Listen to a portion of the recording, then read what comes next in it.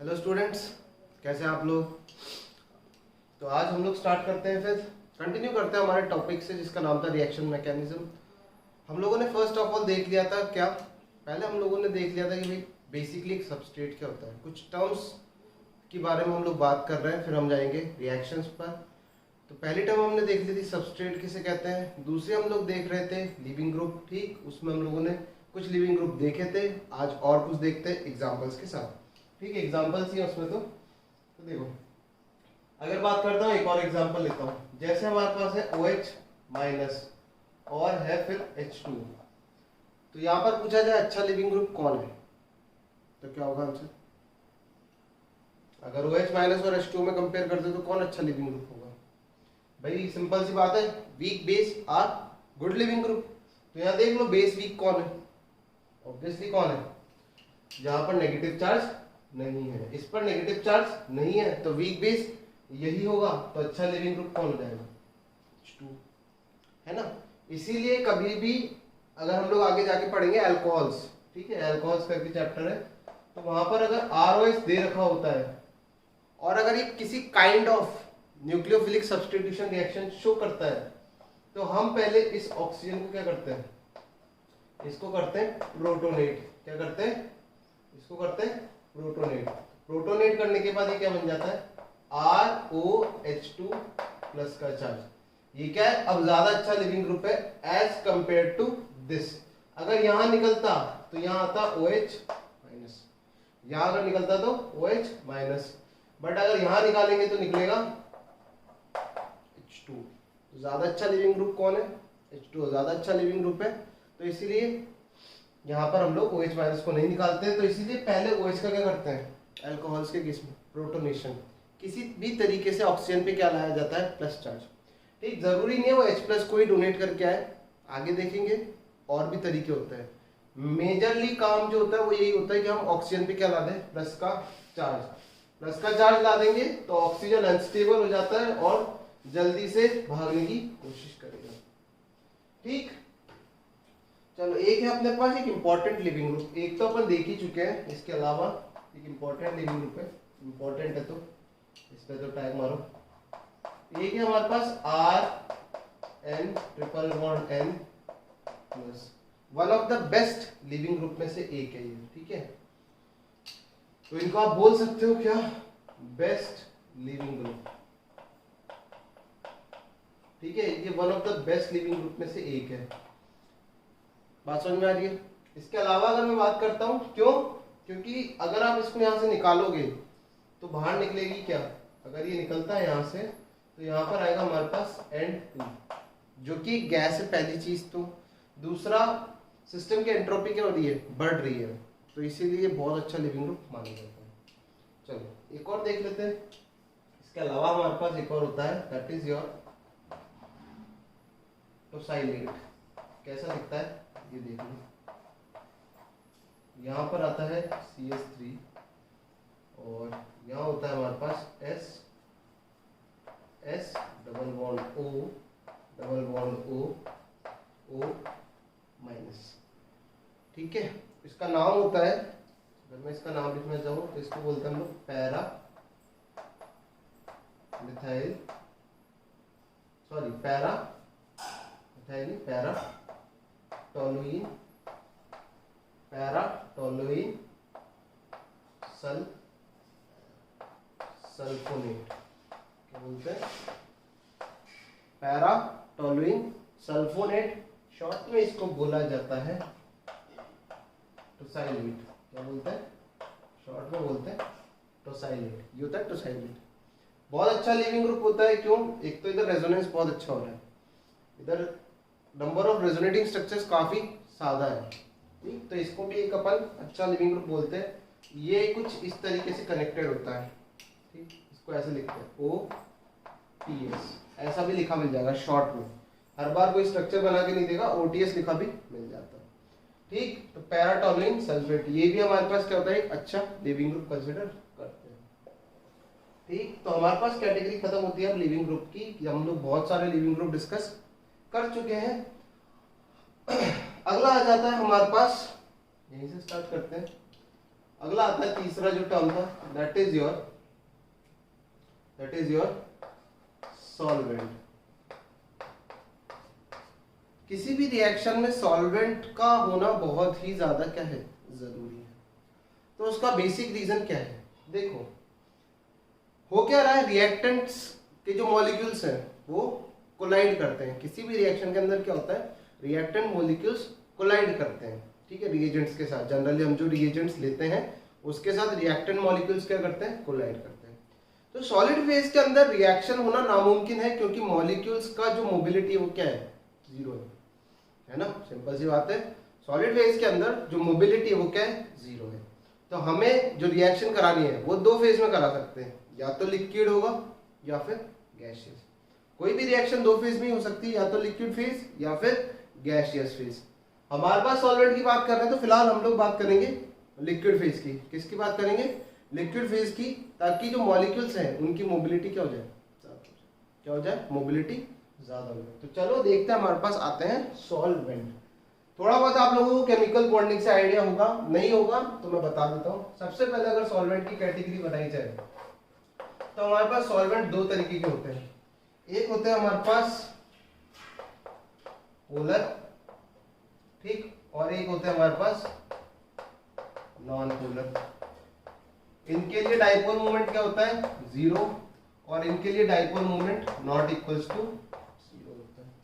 बात समझ में आ गई, ठीक। इसका अगर एग्जांपल ले लो तो बहुत सारे हैं, कोई से भी ले लो आप, एसीटोन ले लो, ठीक, इसमें एसीटोन आ जाएगा, बट इसमें भी मेरे को सब कैटेगरी बनानी है तो रुक जाओ। नॉन पोलर की बात करते हो तो हमारे पास आ जाता है बेंजीन, एक सॉल्वेंट होता है, CCl4, ठीक, इसके अलावा होता है हमारे पास CS2। और अगर मैं बात करना चाहूँ सॉल्वेंट की तो यही होता है हमारे पास, मतलब काम की यही होते हैं, ठीक। इसके बाद अगर मैं बात करता हूँ पोलर सॉल्वेंट्स की, तो पोलर में भी दो कैटेगरी होती है, पोलर में भी दो कैटेगरी देखने को मिलती है। तो पहली होती है हमारे पास पोलर प्रोटिक, और दूसरी होती है पोलर अप्रोटिक। किसी रिएक्शन में इन दोनों टाइप के सॉल्वेंट की कैटेगरी का भी क्या फर्क पड़ता है वो भी हम लोग देखेंगे, ठीक। पोलर प्रोटिक हो गया और पोलर अप्रोटिक हो गया। पोलर प्रोटिक में बेसिकली क्या होता है, हमारे पास तीन कैटेगरी के एटम्स ले लेता हूं। ऑक्सीजन से डायरेक्टली हाइड्रोजन होगा, या फिर नाइट्रोजन से डायरेक्टली हाइड्रोजन होगा, या फिर क्लोरीन से, इससे तो हो, इसका तो मतलब नहीं है। बेसिकली आप इन दोनों को ही ले लो, क्लोरीन का भी ले सकते हो, कोई फर्क नहीं पड़ता, बट कुछ इस तरीके का होगा कि जो सेंट्रल एटम है उससे क्या कनेक्टेड होगा, डायरेक्टली हाइड्रोजन होगा, और वो सेंट्रल एटम कौन होना चाहिए, या तो ऑक्सीजन हो या नाइट्रोजन। फिर अगर फ्लोरीन का किस लोगे तो फिर वो बेसिकली एक ही होगा, HF। यहाँ पर मल्टीपल हो सकते हैं, या पानी हो सकता है, इथेनॉल हो सकता है, मिथेनॉल हो सकता है, अमीन हो सकता है कोई भी, ठीक है, 3 डिग्री को छोड़ के सारे कोई से भी अमीन हो सकते हैं। पोलर अप्रोटिक के केस में हम लोग बोल सकते हैं डज नॉट कंटेन, अगर आप बोल सकते हो पोलर अप्रोटिक, हाइड्रोजन नहीं होता। बेसिकली हम लोग बोलते हैं does not contain hydrogen directly connected to कौन कौन से, ऑक्सीजन, ठीक है, क्लोरीन हो गया हमारे पास, और नाइट्रोजन हो गया। वैसे सल्फर भी ले सकते हो आप, ऐसे कुछ नहीं, बट वैसे सॉल्वेंट में बेसिकली इन तीनों की बात ही होती है, और ज्यादा अच्छा होगा तो इन दोनों की होगी, ठीक। तो यहाँ पर H+ जैसी कोई चीज नहीं होती जो बाहर जा सके, बेसिकली H+ जैसा कुछ होता नहीं है, और यहाँ पर नहीं होता और यहाँ पर होता है, सॉरी यहाँ पर नहीं होता, यहाँ होता है। अगर एग्जाम्पल की बात करते हो तो एग्जाम्पल बड़े आसान से यहाँ हो जाएगा आपका, H2O ले लो, कोई भी अल्कोहल ले लो, ठीक है ना, कोई भी अल्कोहल ले लो, चाहे फिर वो फिनाइल का ले लो, चाहे फिर वो नॉर्मल आप एरोमेटिक या फिर एलिफेटिक दोनों।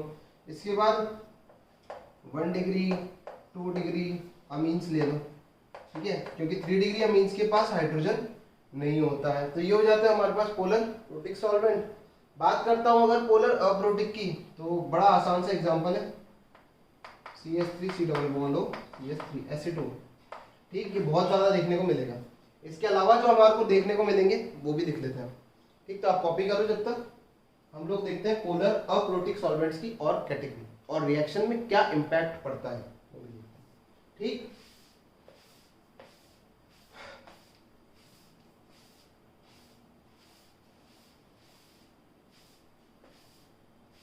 चलो बढ़ते हैं आगे। पोलर अप्रोटिक में ही हमारे पास और भी कैटेगरीज में आते हैं। पोलर अप्रोटिक की अगर मैं बात करता हूँ तो और देख लेते हैं सॉल्वेंट्स। बहुत फेमस है और बहुत काम का भी है। CH3 S double bond O CH3। वैसे अपन अगर ये कार्बन होता तो एसीटोन बोल देते हैं, है ना। तो इसको बोलते हैं अपन, क्या बोलते हैं इसको, DM। पूरा नाम लिख देता हूँ पहले, फिर देखते हैं। तो इसका नाम होता है हमारे पास डाई मिथाइल, ठीक है, डाई मिथाइल सल्फॉक्साइड।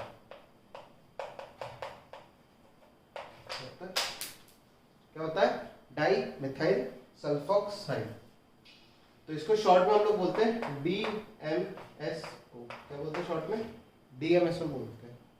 अगला आता है हमारे पास एक और है HC double bond O N CH3 और CH3। अच्छा, यहाँ पर अमीन्स के साथ साथ एक और आ सकता है। अमीन्स हो गया स्लैश करके मतलब यहाँ पर एग्जांपल में आप क्या ले सकते हो, अमाइड्स भी ले सकते हो। ठीक है, यहाँ पर आप एग्जांपल में अमाइड्स भी ले सकते हो। तो ये होता है NCH3, इसको बोलते हैं अपन, इसका नाम होता है डाई मिथाइल फॉर्मामाइड। ठीक है, डाई मिथाइल फॉर्मामाइड, शॉर्ट में बोलते हैं इसको DMF। क्या बोलते हैं शॉर्ट में, DMF बोलते हैं। शॉर्ट में इसको DMF भी बोला है। तो one of the important solvent ये भी होता है हमारे पास। ठीक, उसके बाद अगर मैं बात करता हूँ, एक और ले लेता हूँ एग्जांपल, इसी से रिलेटेड है कुछ। तो इधर H की जगह आप अगर लगा देते हो CH3, तो C double bond O N CH3 और CH3। इसका नाम होता है हमारे पास, इसको हम लोग बोलते हैं अगेन डाई मिथाइल। बस यहाँ एक कार्बन आ गया तो इसको बोल देते हैं एसिटामाइड। क्या बोल देते हैं, एसिटामाइड। ठीक है, शॉर्ट फॉर्म इसका कुछ नहीं होता है। ठीक, इसको वैसे हाँ बोलते हैं, शॉर्ट फॉर्म में बोलते हैं, होता है शॉर्ट में बोलते हैं DMA। ज्यादा बेसिक या फिर ज्यादा जो मेजर आपके सॉल्वेंट्स होते हैं वो होता है एक तो ये, एक होता है ये, और एक मिल जाएगा डायरेक्टली लिखा हुआ एसीटोन। ठीक है, सीधा सीधा लिखा रहता है एसीटोन। तो ये तीनों आपके पास बहुत इंपॉर्टेंट है। ये भी हो सकता है बट काफी कम देखा जाता है। ये तीन तो बहुत ज्यादा इंपॉर्टेंट। चलो अब देखते हैं किसी रिएक्शन में सॉल्वेंट का क्या काम है कि पोलर अप्रोटिक होने से और पोलर प्रोटिक होने से क्या होता है। रिएक्शन की नॉर्मल बात करते हैं केटायन और एनायन की।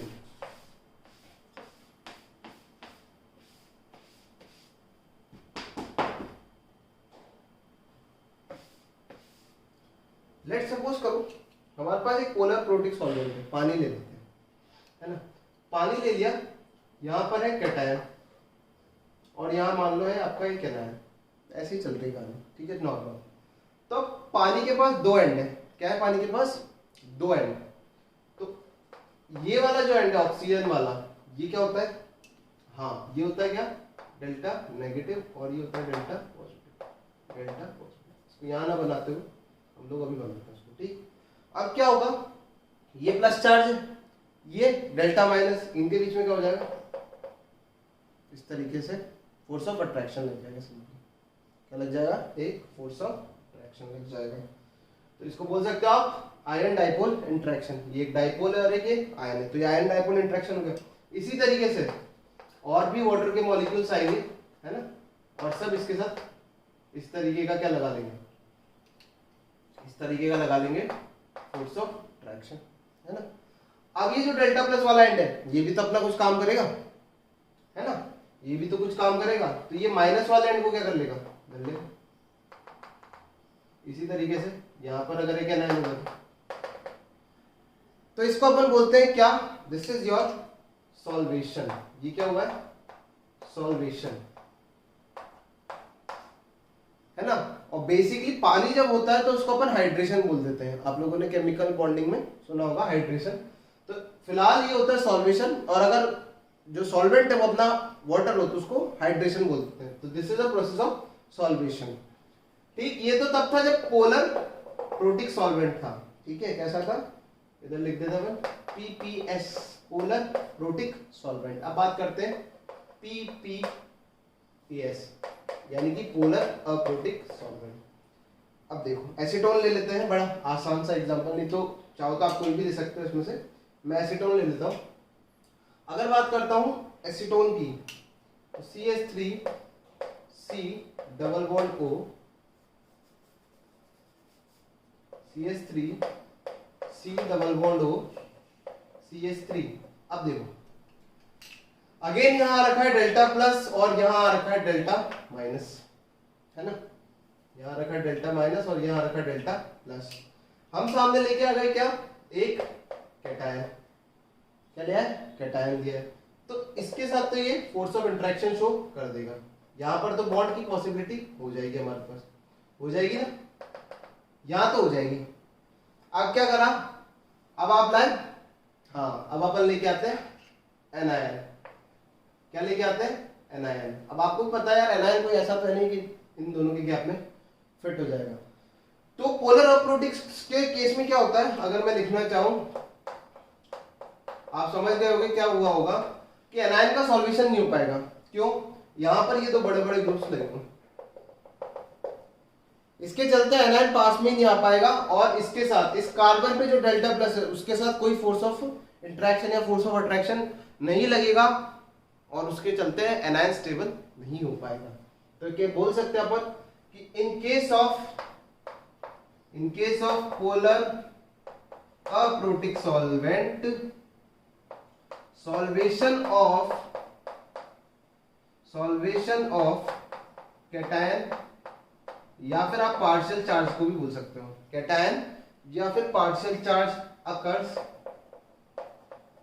बट ठीक है, बट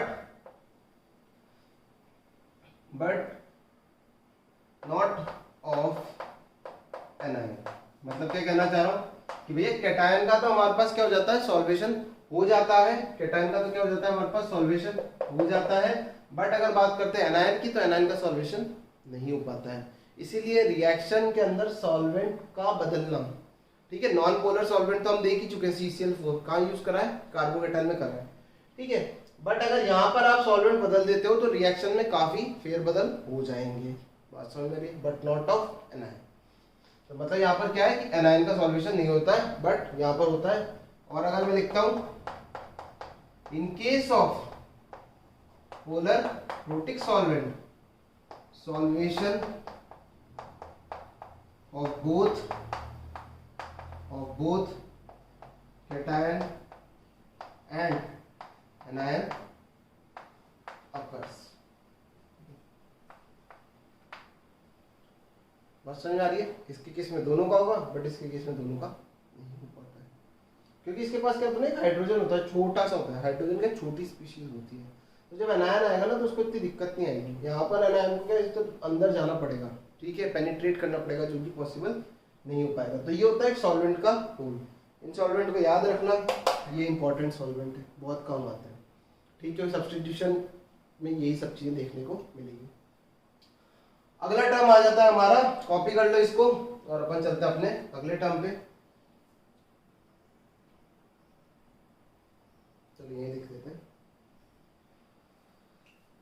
ये किसका, दूसरा, तो तीसरा, चौथा। अगला टर्म आता है हमारे पास, ये इंपॉर्टेंट है। अब ये जो दो टर्म है ये और भी ज्यादा इंपॉर्टेंट है, क्योंकि रिएक्शन को आगे बढ़ाने का काम यही करते हैं, ठीक। इलेक्ट्रोफाइल, क्या, इलेक्ट्रोफाइल। तो ये बोल सकते हो आप, इनके लिए बोला जाता है these are electron loving species. इनको इलेक्ट्रॉन से बहुत प्यार होता है। क्या होता है? प्यार होता है। इलेक्ट्रॉन लविंग स्पीशीज, इलेक्ट्रॉन को बहुत पसंद करते हैं। क्यों? इनके पास है नहीं, दिक्कत नहीं, इनके पास है नहीं, या फिर जो है वो इनसे दूर है। बात समझना मैं क्या कहना चाह रहा हूँ। इलेक्ट्रॉन लविंग स्पीशीज, पॉइंट लिखते हैं। This can be categorize as Lewis acid. अपन इनको क्या बोल सकते हैं? Lewis acid. क्या होते हैं? लुईस एसिड की तरह काम करते हैं। क्यों? क्योंकि ये दूसरों से क्या एक्सेप्ट करते हैं? हाँ, इलेक्ट्रॉन पेयर एक्सेप्ट करते हैं। These are termed as Lewis acid, electron loving species होते हैं। तो अगर मैं कैटेगरी के हिसाब से सोचे तो कौन कौन हो सकते हैं, तो हमारे पास हो सकता है एक तो भाई जो लुईस एसिड हो सकते हैं, वैकेंट ऑर्बिटल वाला बंदा हो सकता है ना? वैकेंट ऑर्बिटल वाला बंदा हो सकता है, पॉजिटिवली चार्ज स्पीशीज हो सकते हैं। बट ध्यान रखना, पॉजिटिवली चार्ज स्पीशीज में आपका NH4 प्लस नहीं होगा। क्यों? ऑक्टेट भी खाली होना चाहिए। बात समझ में आ रही है? अगर आपके पास जो सेकंड पीरियड का बंदा है, अगर उस पर पॉजिटिव चार्ज आ रखा है, अगर सेकंड पीरियड का बंदा उस पर पॉजिटिव चार्ज आ रखा है, तो फिर उस केस में उसके पास एक ऑर्बिटल भी खाली होना चाहिए। Positively charge species with vacant orbital, ठीक। चलो उधर लिखते हैं, कॉपी कर लिया होगा आप लोगों ने। बढ़ते हैं आगे हम लोग।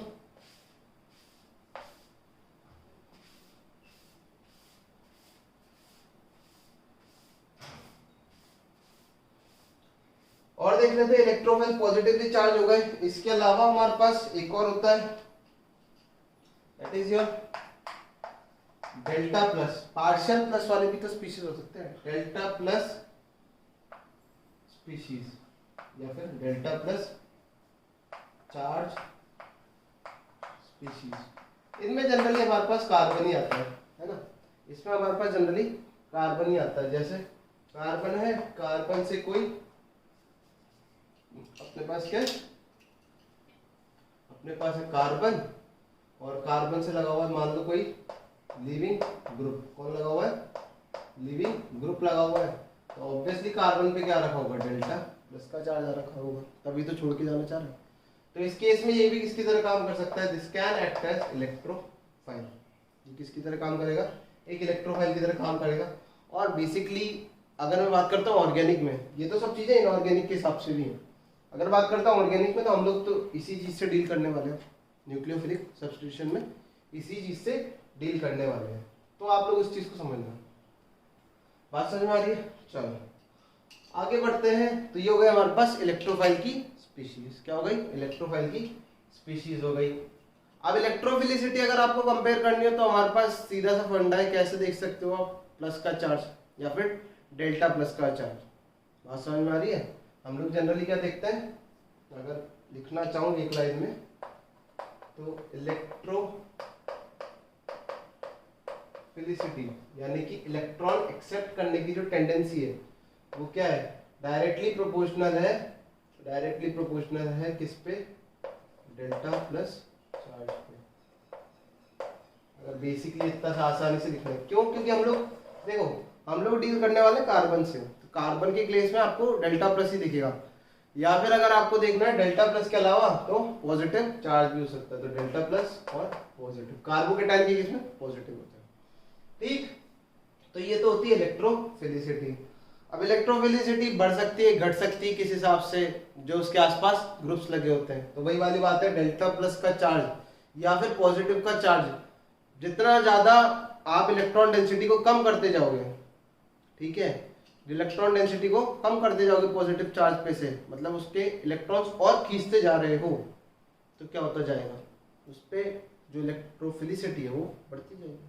सिंपल सी आता है, आप इलेक्ट्रॉन खींचते जा रहे हो, उसमें प्लस चार्ज आ रखा है, या फिर डेल्टा प्लस का चार्ज आप खींचते जा रहे हो यार, तो ऑब्वियस सी बात है क्या होगा? इलेक्ट्रोफिलिसिटी बढ़ जाएगी। तो ये इतना कुछ खास नहीं है। इलेक्ट्रोफाइल हमारे लिए यही होता है, ठीक है, लिविंग ग्रुप आ जाएगा। अगला जो टर्म है वो इंपॉर्टेंट है, and that is your nucleophile.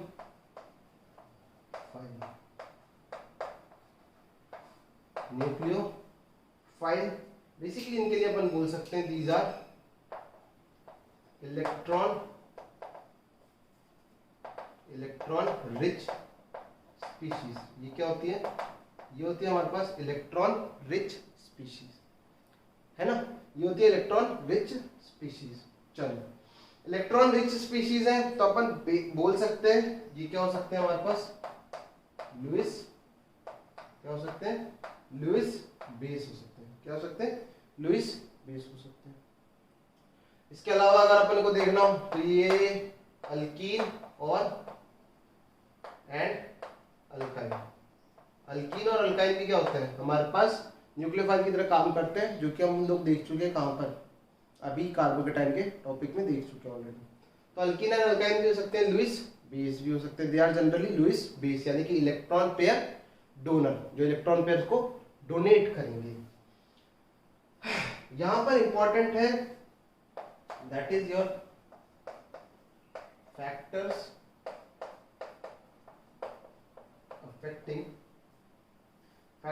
Affecting nucleophilicity.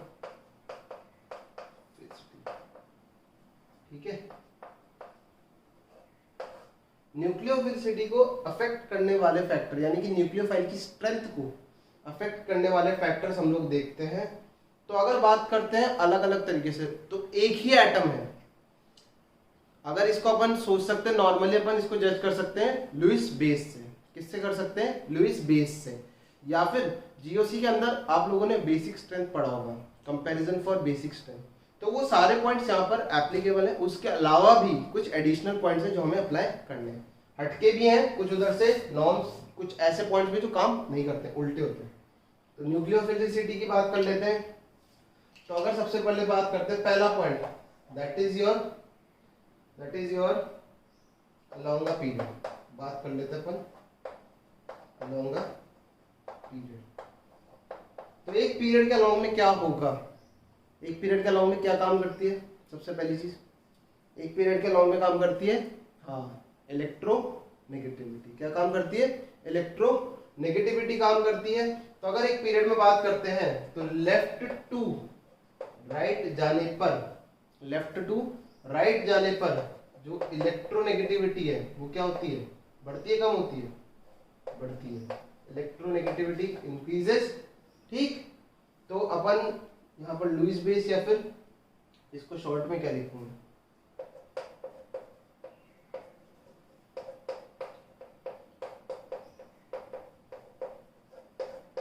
Nucleophilicity increases. ठीक, इंक्रीजेस नहीं, सॉरी डिक्रीजेस।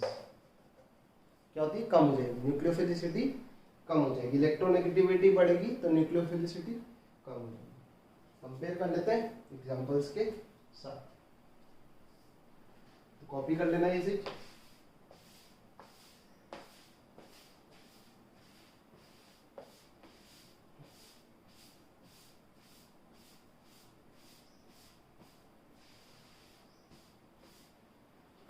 चलो बढ़ते हैं आगे, एग्जाम्पल देखते हैं।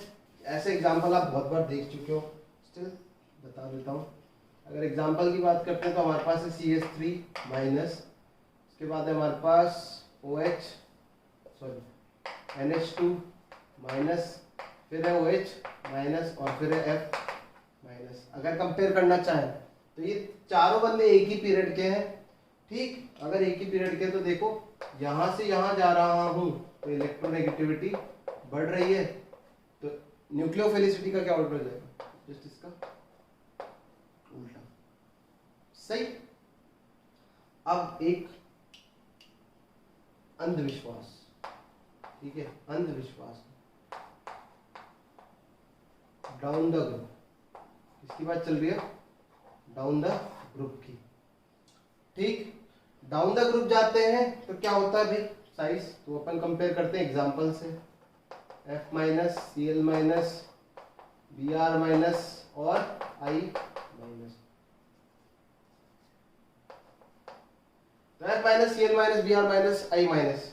डाउन द ग्रुप अगर जाते हैं तो यहां से यहां जाने पर क्या हो रहा है? साइज इंक्रीज हो रहा है, साइज इंक्रीज हो रहा है, चार्ज डेंसिटी क्या हो रही है बताओ, चार्ज डेंसिटी बढ़ रही है घट रही है, घट रही है, चार्ज डेंसिटी डिक्रीज हो रही है, क्यों, साइज बढ़ रहा है ना, तो चार्ज अपॉन साइज वाला जो रेशियो है वो क्या हो रहा है, कम हो रहा है, चार्ज अपॉन साइज वाला रेशियो जो है वो कम हो रहा है, चार्ज डेंसिटी घट रही है। और अगर मैं बात करूं लुईस बेसिक नेचर की, लुईस बेसिक नेचर की, तो वो भी क्या हो रहा है, कम हो रहा है। फाइनली मैं क्या लिख सकता हूं, फाइनली मैं क्या लिख सकता हूं कि न्यूक्लियोफिलिसिटी या फिर न्यूक्लियोफिलिक नेचर क्या हो रहा है, जल्दी बताओ क्या हो रहा है, हाँ कम हो रहा है, क्या हो रहा है, कम हो रहा है। ये साफ साफ दिख रहा है ना, साइज बढ़ा, चार्ज डेंसिटी कम हुई, चार्ज डेंसिटी कम हुई तो लुईस बेस स्ट्रेंथ कम हो गई, लुईस बेस स्ट्रेंथ कम हो गई तो न्यूक्लियोफिलिसिटी भी क्या होनी चाहिए, कम होनी चाहिए। इंपॉर्टेंट यही है। डाउन द ग्रुप जाने पर हमें ऐसा लगता है कि लुईस बेसिक स्ट्रेंथ या फिर लुईस बेस की जो स्ट्रेंथ है वो कम हो रही है, तो न्यूक्लियोफिलिक नेचर भी क्या होना चाहिए, कम होना चाहिए। ऐसा नहीं है, डाउन द ग्रुप जाने पर न्यूक्लियोफिलिक नेचर बढ़ता है, डाउन द ग्रुप जाने पर न्यूक्लियोफिलिक नेचर बढ़ता है। और इसका एक्सप्लेनेशन है फजान्स रूल। क्या है, फजान्स रूल, तो आप लोगों ने कॉपी कर लो। ठीक, हम लोग देखते हैं अगला कि कैसे पता चलेगा कि यार डाउन द ग्रुप जाने पर न्यूक्लियोफिलिसिटी कम हो रही है। यही देख लेते हैं, यहाँ आ जाएगा, यहाँ देखिए कार्बन पे क्या आ रखा है, बेसिकली कार्बन पे आ रखा है डेल्टा प्लस का चार्ज, क्या आ रखा है, डेल्टा प्लस का चार्ज। हम लोग डील कर रहे हैं किससे, न्यूक्लियोफिलिक सब्स्टिट्यूशन रिएक्शन से। किससे डील कर रहे हैं, न्यूक्लियोफिलिक सब्स्टिट्यूशन रिएक्शन से, यानी कि एक न्यूक्लियोफाइल आएगा और दूसरे न्यूक्लियोफाइल को सब्स्टिट्यूट कर देगा, है ना। हम लोग किससे डील कर रहे हैं, न्यूक्लियोफिलिक सब्स्टिट्यूशन रिएक्शन से। अगर मैं बेसिक सी बात करूं, एक छोटा सा पॉइंट है, कार्बन और इस पे लगा हुआ था एक लिविंग ग्रुप, लास्ट क्लास में भी दिखाया था कुछ ऐसा, और यहाँ पर क्या हो रहा है, कार्बन पे Nu माइनस आ रहा है, न्यूक्लियोफाइल आ रहा है ना, यही तो हो रहा है, उसको मत कॉपी करना, यही हो रहा है। यानी कार्बन का नया बॉन्ड किससे बनने वाला है, न्यूक्लियोफाइल से। कार्बन का नया बॉन्ड किससे बनने वाला है, न्यूक्लियोफाइल से बनने वाला है। तो समझो न्यूक्लियोफाइल कैसा है हमारा, नेगेटिवली चार्ज, कैसा है, नेगेटिवली चार्ज है। यहाँ पर है डेल्टा प्लस, यहाँ क्या है, डेल्टा प्लस है। तो फजान्स रूल लगाते हैं, क्या लगाते हैं, फजान्स रूल लगाते हैं। या फिर मान लो अगर कार्बोकेटाइन भी बन गया, क्योंकि SN1 SN2 दोनों में केसेस अलग होते हैं, तो फिलहाल के लिए फजान्स रूल लगाते हैं। तो क्या होगा, यहाँ पर ये डेल्टा प्लस इसके इलेक्ट्रॉन क्लाउड को अपनी तरफ खींचेगा। ये जो न्यूक्लियोफाइल का इलेक्ट्रॉन क्लाउड था, अगर इसकी बात करते हैं तो ये इसको अपनी तरफ, ये अपनी तरफ खींचेगा, इसको अपनी तरफ खींचेगा। अब देखो जितना ही बड़ा साइज होगा उतनी आसानी से इलेक्ट्रॉन क्लाउड डिस्टॉर्ट होगा, है ना। जितना बड़ा किसका, एनायन का साइज होता है, न्यूक्लियोफाइल नहीं एनायन बोल दो, जितना बड़ा एनायन का साइज होगा तो क्या होगा, उतनी आसानी से इलेक्ट्रॉन क्लाउड डिस्टॉर्ट होगा। लॉजिक क्या होता है उसका भाई, कि न्यूक्लियस जो है उससे ये इलेक्ट्रॉन्स दूर है, क्या है ये, दूर है, तो न्यूक्लियस का इलेक्ट्रॉन्स पे होल्ड कम है, होल्ड मतलब फोर्स ऑफ अट्रैक्शन कम है।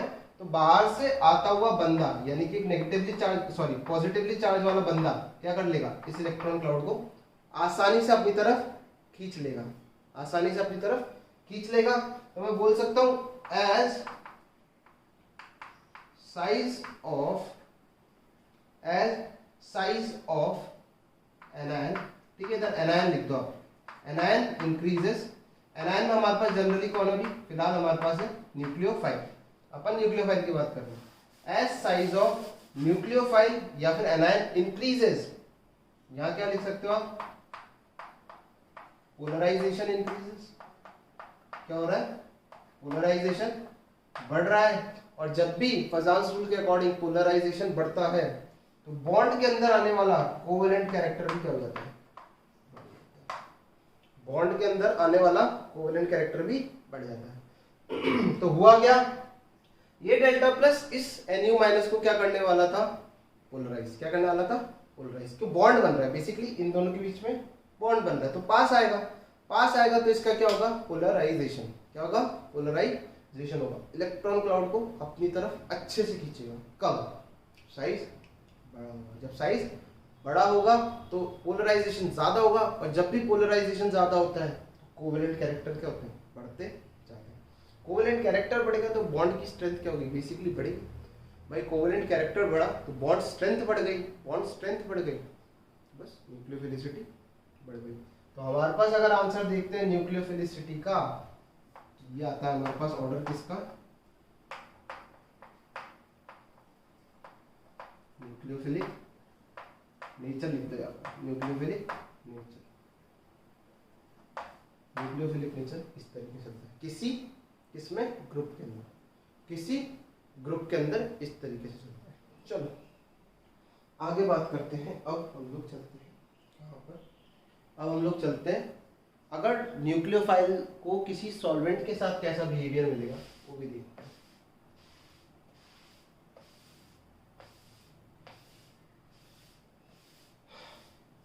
न्यूक्लियोफाइल पे सॉल्वेंट का क्या इफेक्ट होता है वो भी देख लेते हैं।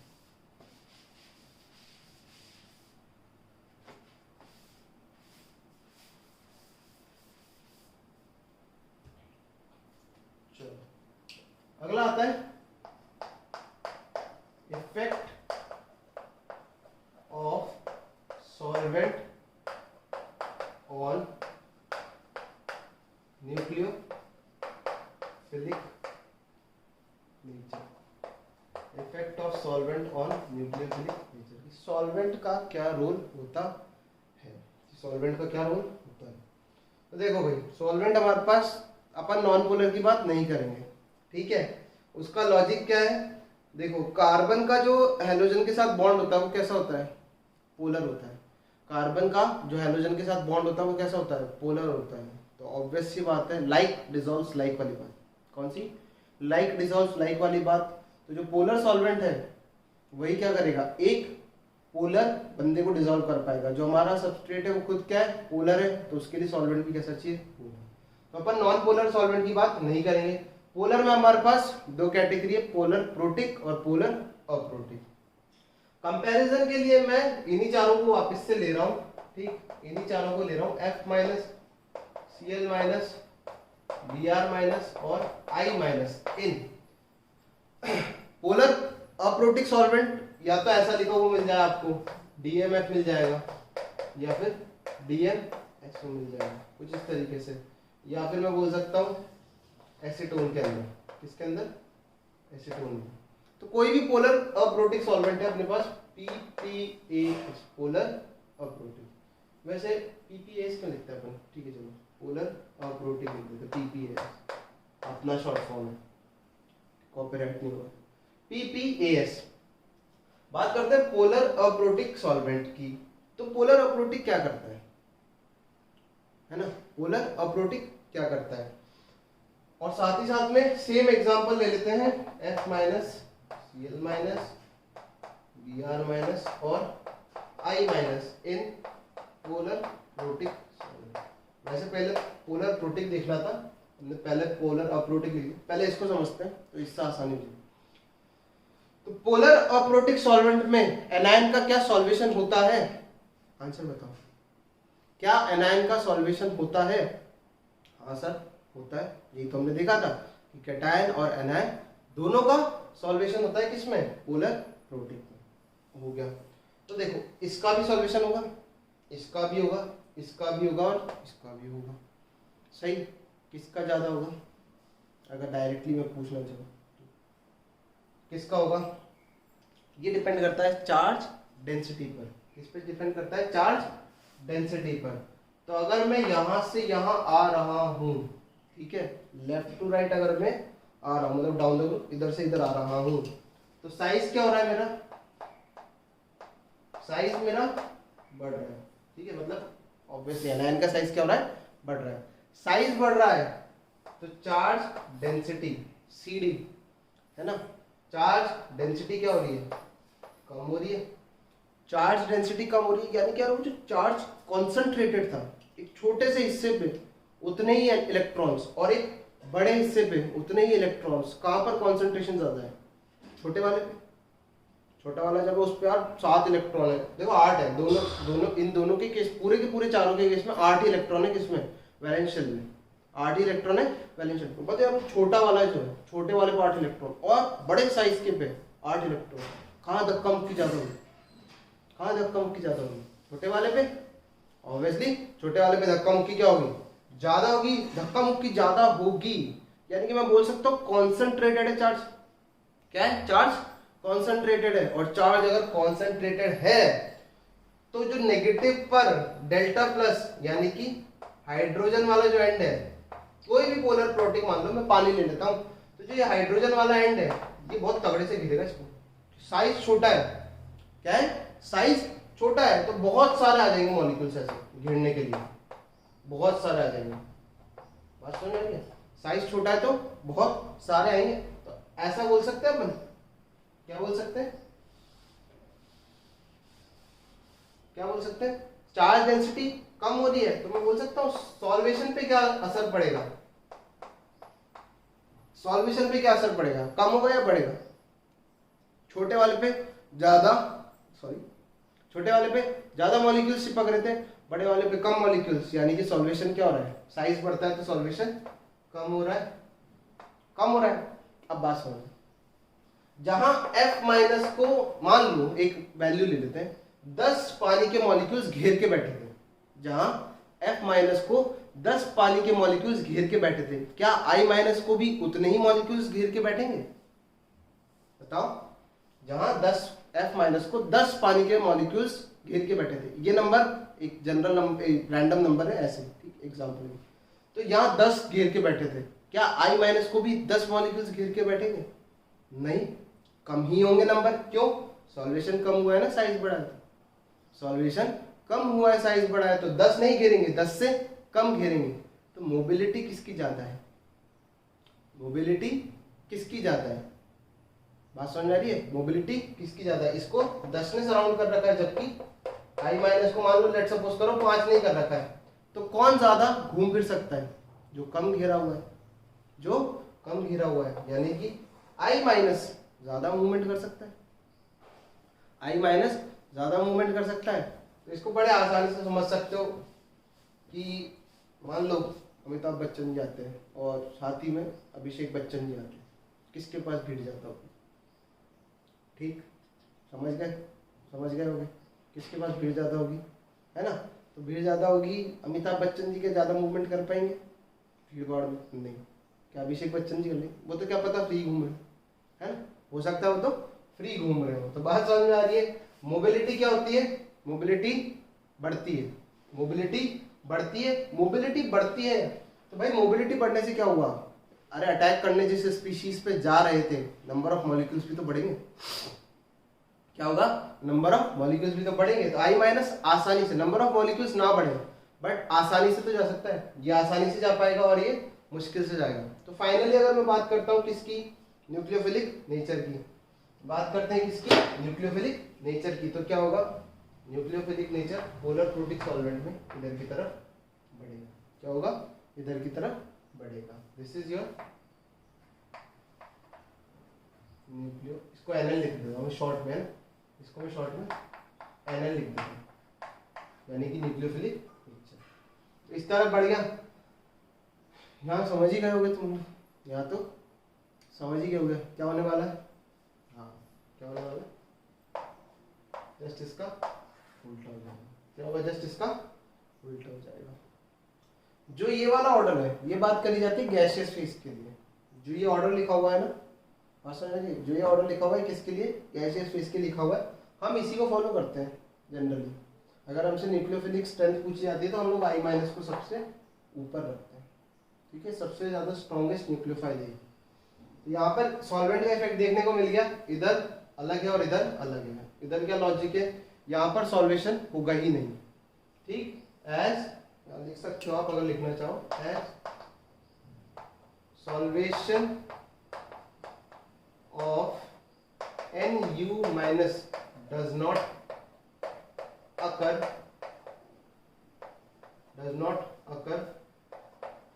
यहाँ पर न्यूक्लियोफाइल का जो सॉल्वेशन है होता ही नहीं है, तो इसीलिए ऑर्डर ये आ जाता है। तो आप लोग आगे इसको लिख लेना कंप्लीटली क्या फर्क पड़ता है।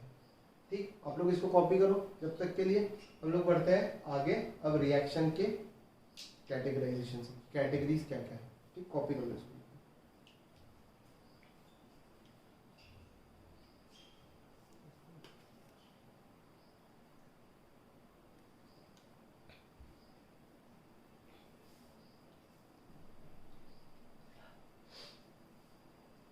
चलो अब हम लोग बढ़ते हैं आगे किस पे, अब हम लोग चलते हैं आगे रिएक्शंस के टाइप पे।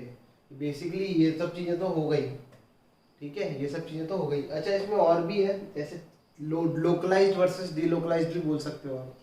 जैसे अगर आपसे पूछा जाए एक एग्जांपल लेके OCH3 माइनस और OPH माइनस, ठीक है, OPH माइनस और OCH3 माइनस, कौन ज़्यादा अच्छा न्यूक्लियोफाइल या फिर न्यूक्लियोफिलिक नेचर NN किसका अच्छा है, न्यूक्लियोफिलिक स्ट्रेंथ किसकी अच्छी है? क्या आंसर हो जाएगा? साफ साफ दिख रहा है, यहाँ पर रेजोनेंस हो रहा है, यहाँ पर नहीं हो रहा है, आंसर हो जाएगा। बाकी के जो फैक्टर्स हैं ये ना हम लोग पहले भी जीओसी के अंदर डिस्कस कर चुके हैं, तो वापस से इधर डिस्कशन की जरूरत नहीं पड़ेगी। स्टिल अगर आपको दिक्कत है तो आप मेरे से पूछ सकते हो, कोई दिक्कत वाली बात नहीं। चलो फाइनली आप बनाते हैं कैटेगरी कि हम लोग क्या पढ़ने वाले हैं। ओके, सिर्फ हम लोग आज यहीं तक ही होल्ड करेंगे कैटेगरी बना के। नेक्स्ट लेक्चर हम लोग मतलब आने वाले लेक्चर में हम लोग सब्स्टिट्यूशन के कितने टाइप्स पढ़ने वाले हैं।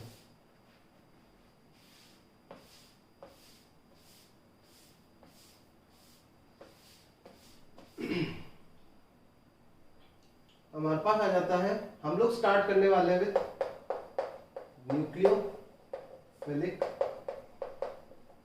सब्स्टिट्यूशन।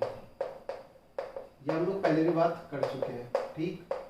शॉर्ट में लिखते हैं SN, शॉर्ट में लिखते हैं SN, ठीक। ये N छोटा है, ये नीचे की तरफ है, झुका हुआ है, ठीक। इसमें सबसे पहले आ जाती है हमारे पास दैट इज योर SN1, फिर आ जाती है हमारे पास SN2, ठीक।